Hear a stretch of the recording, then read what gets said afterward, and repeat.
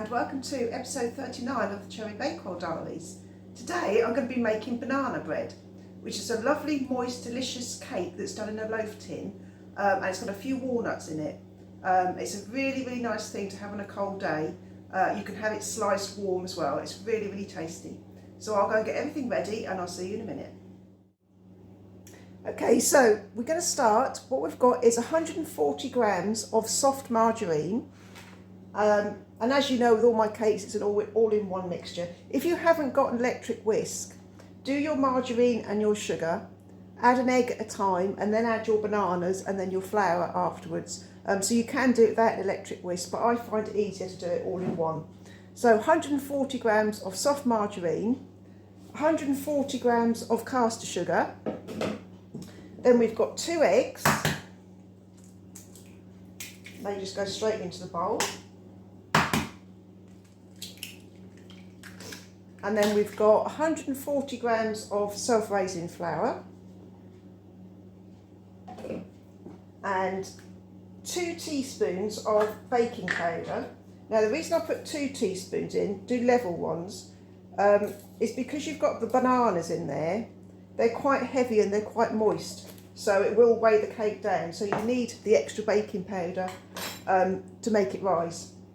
And then I've got 60 grams of chopped walnuts. Well, in fact, I've got 70 grams, but I'm going to put about 60 in and leave about 10 grams roughly just for garnishing the top. So 70 grams, but leave about 10 grams in the bowl. And then we've got our bananas. So you want 2 bananas. Now, if they're going brown like this, it's exactly the right time to have them because it means that they're nice and ripe.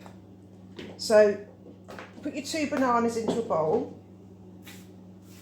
And although, because we're going to use the electric whisk, you don't need to mash them up because the electric whisk will break them up. If you just, with a fork, just start to mash them up a little bit, it just makes it easy when you whisk it all up together. So just mash them with a fork, break them up.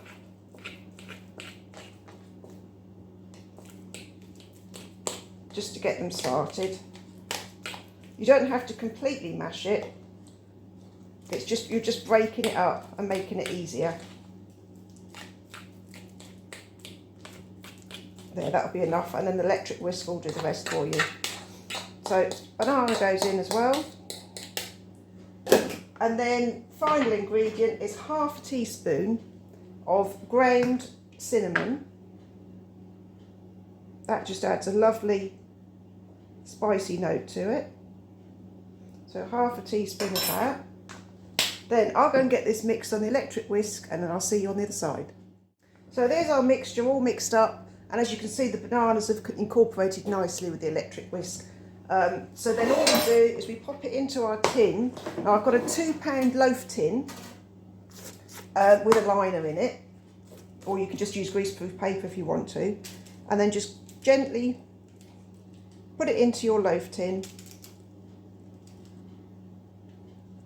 And then if you have your oven preheated to gas mark 4, which is 180 degrees, preheat it before you put the cake in. And then this will bake on 180 degrees, gas mark 4, for about 45 to 50 minutes. Depends on your oven, so check it after 45 minutes and put a knife through the centre, and if it comes out clean then your cake's done. So I'll get this cooked and then I'll show you the next stage. So our banana loaf is all cooked, just come out the oven. Now what I'm going to do, I'm going to mix up a little bit of icing. So I've got 50 grams of icing sugar. To that I'm going to add 1 teaspoon of caramel extract, just to give it a nice caramel flavour. So a teaspoon of that, and then you just add 1 or 2 teaspoons just to make, I'm just going to add 1.5 to start with, just to make a icing. Now you see that's coming together.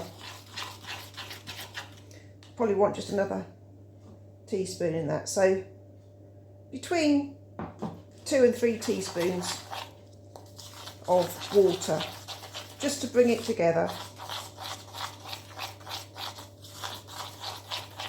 Because you don't want it too runny, but you want it so that you can just drizzle it over. So mix that together. And then literally all we do is with the spoon, we literally just drizzle it across the cake. Just in a zigzag pattern. Doesn't have to be very perfect. However you want. It just looks nicer than just spreading it straight over.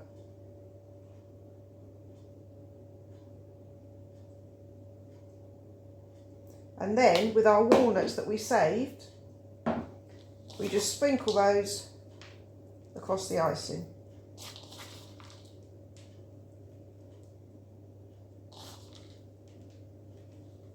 And there you have it. There's your cake. So our cake's all done, and I'll just show you a close-up. There you can see the caramel icing just drizzled all over the top with the walnuts on top as well. So it's still warm, so it'll be really, really tasty now with a cup of tea. That'd be lovely. So enjoy your banana loaf.